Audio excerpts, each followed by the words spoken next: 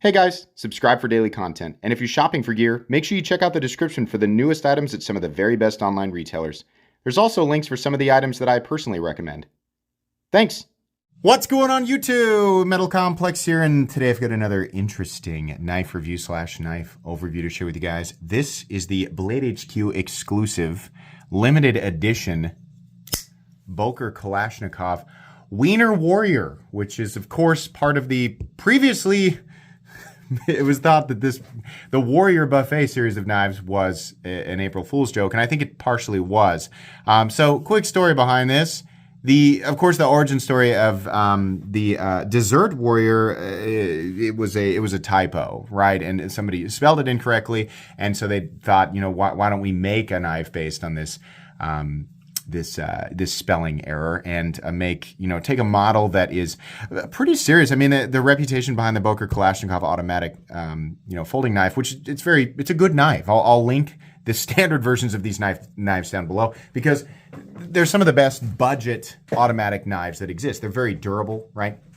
Made in Taiwan, but they always had a pretty serious aesthetic. So the contrast with the sprinkle covered Desert Warrior was funny, and I kind of like this because there's a lot of there's big chunks of the community I think that just take themselves way too seriously. I mean, I've been there as well, so it's fun to kind of laugh and remember that they're just pocket knives at the end of the day, and our obsession over them is sometimes it's a little bit humorous. So there was what I think was originally intended as just sort of an April Fool's joke, but a potential marketing campaign. They released the Warrior Buffet, which I'll link that down below as well, so you can see the other hypothetical knives in this series. And Blade HQ said, hey, hypothetically, if we did one of these, which one would you guys want to see? And boy, there are a lot of Wiener votes. You guys really wanted that Wiener knife, and we have it. I'm proud to say that it's real. Now, this is a limited edition knife, and this will inevitably end up as a knife that sells for way too much money on the secondary market. But if you're able to actually get your hands on this, I'll try to release this video right around the time that they're available, but no promises. Remember, my channel is not the home shopping network, and I don't release my content, based on release dates specifically. I try to, but this isn't a sales pitch. I just want to talk about the knives, right? So you might be able to get your hands on this knife for the low price of $69.95, which is, there's no way that wasn't on purpose. Oh boy, yeah. It's a Boker Kalashnikov without a tip. Shaped like a hot dog. Absolutely. Thanks so much to Blade HQ for sending this in for me to take a look at. I will cherish this knife forever. Thanks to my patrons for supporting me. And please make sure to follow me on Instagram at metal_complex. I have reviewed the Boker Kalashnikov a million times. So we're going to speed through specs here real quick. Overall length is coming in at about 7.5 inches. Blade length is coming in at 3 1/4. And the cutting edge, yes, there's a cutting edge. Technically, we can't go out to the tip of the weenie. We have to bring it back a bit because the edge actually stops right here. So you technically have 2.75 inches of cutting edge. Let's go ahead and do some size comparisons. All custom scales can be found down in the description under either Original Goat, like on this AD10, or Flightanium. Up against the AD10 and the Demco AD20.5. You can see here this is much more of a AD20.5 sized knife. Let's just do a couple more. Spyderco Para 3 and a Benchmade Griptilian, or in this case, the Ritter Hogue. How is the action on this Wiener? Let's give that a shot here. Man, that thing just comes flying out of there. The amount of power behind this Wiener, it is unreal. And you can see that thing is ready to go at full attention. Deployed from its sheathed, its hidden compartment. When you push that button, it's time to go. It's time to get after it, right? No question there. The action is good, just as good as any other Boker Kalashnikov automatic that I've ever handled. I have to say, over time, these things have, I think that they've gotten just a little bit better. There's always going to be a little bit of, blade play. You can't expect you can't expect this wiener to be completely, perfectly solid and straight. I mean, that's never actually the case, just to be real. Yeah, I mean, it's pretty good. The action's good. The power's good. Honestly, I think this is probably one of the most powerful. It makes sense, right? If you're going to make one Kalashnikov slightly more powerful. Maybe that's in my head, but this one seems to be the most powerful Kalashnikov that I've ever felt, right? Kalashnikov, not hot. Moving on. Let's go ahead and do carry profile because we're going to carry these, right? Thickness up against the Spyderco Para 3. This is not all that thick of a wiener. I guess that's not so much it's more of the bun, right?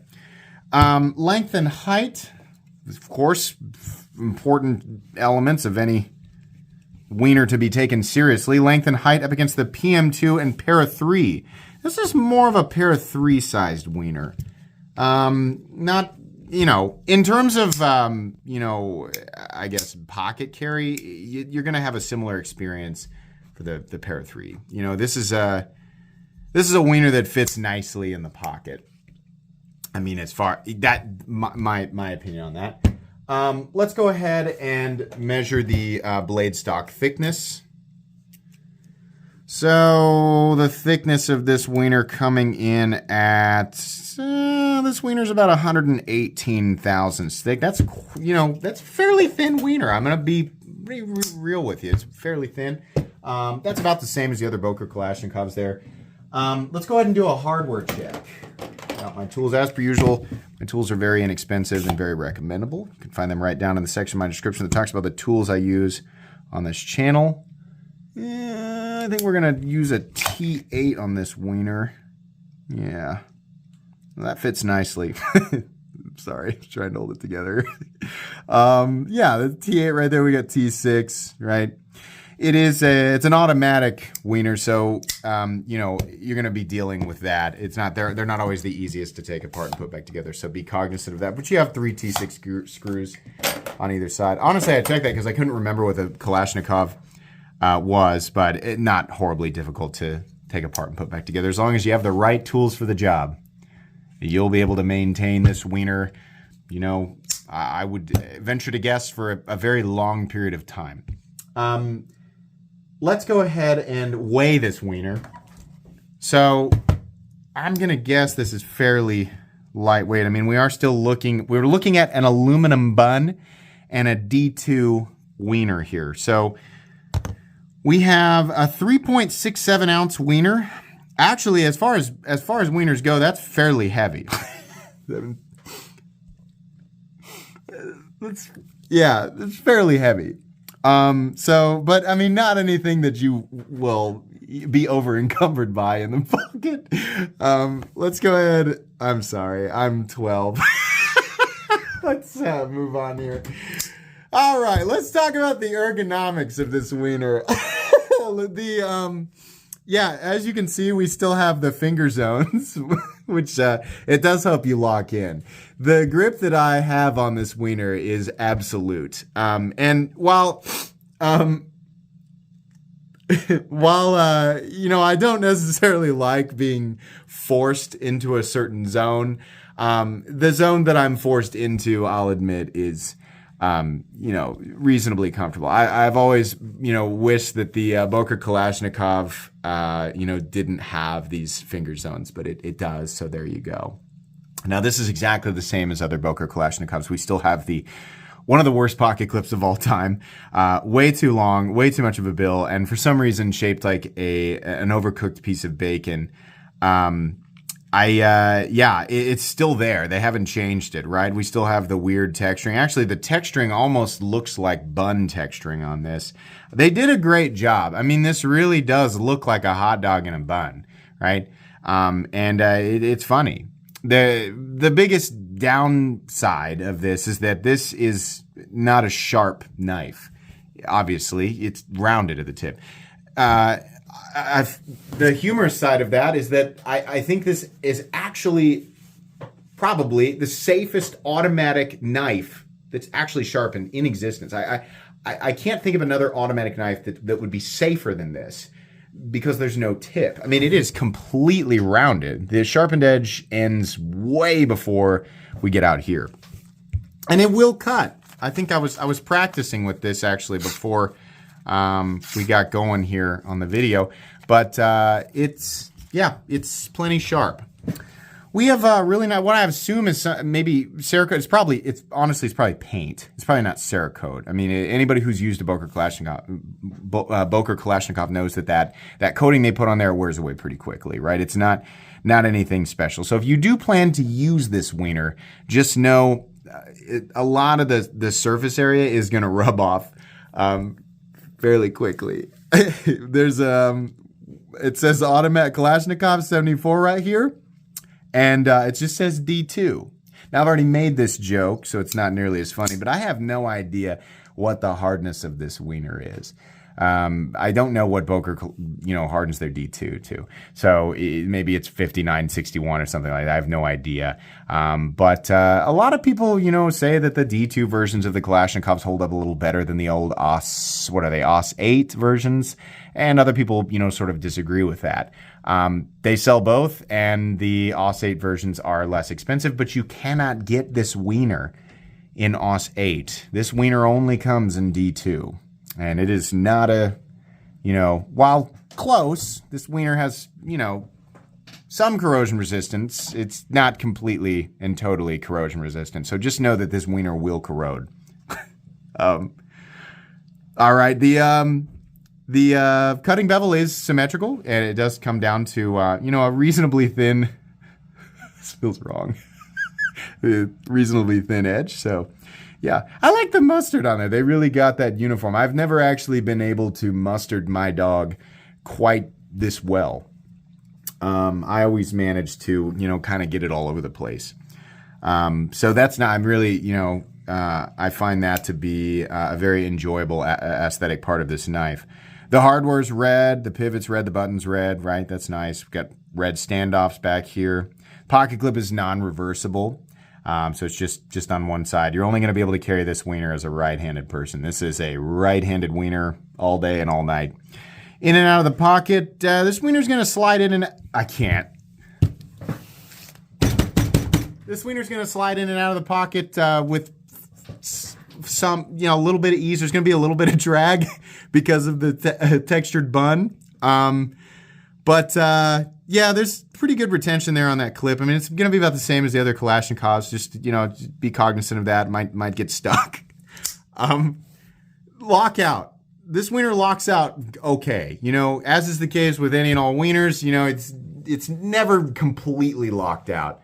All right. But in all seriousness, the lockout is there's a little bit of up and down play and a little bit of left and right play. You can really feel it. If I grip this really hard, you definitely can feel it, right? As I push forward and backwards there, you definitely can feel it a little bit.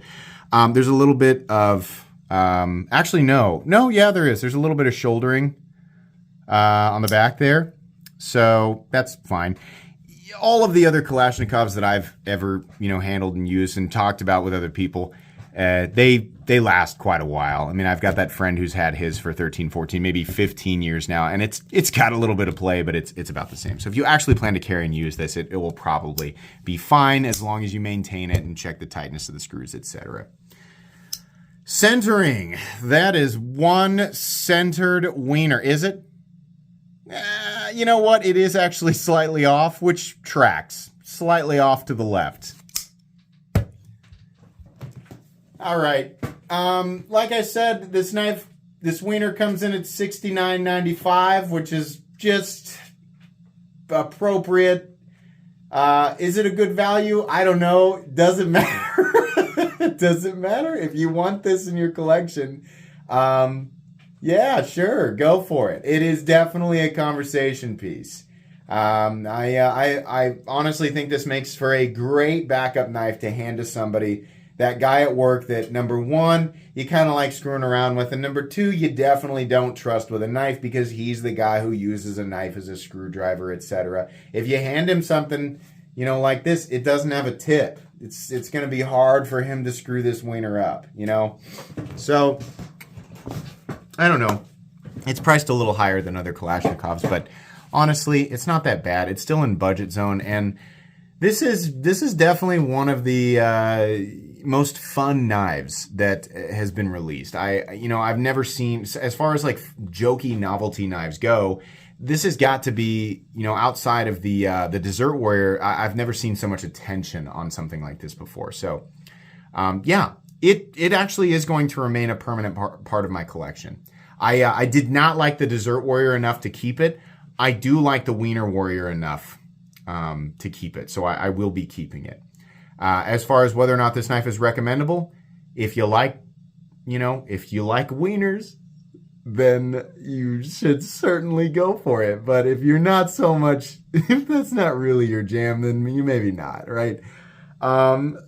That's going to be pretty much it today, guys. Please make sure to follow me on Instagram at metal_complex. If you enjoyed this video, leave a like. If you'd like to check out my other content, I do, of course, have lots of videos of knives that are either expensive or inexpensive that I do or don't like, so check those out. And if you enjoy all my content, go ahead and click on that Metal Complex logo right there and subscribe, because there's definitely more coming. Thanks again for watching, everybody, and have a great day.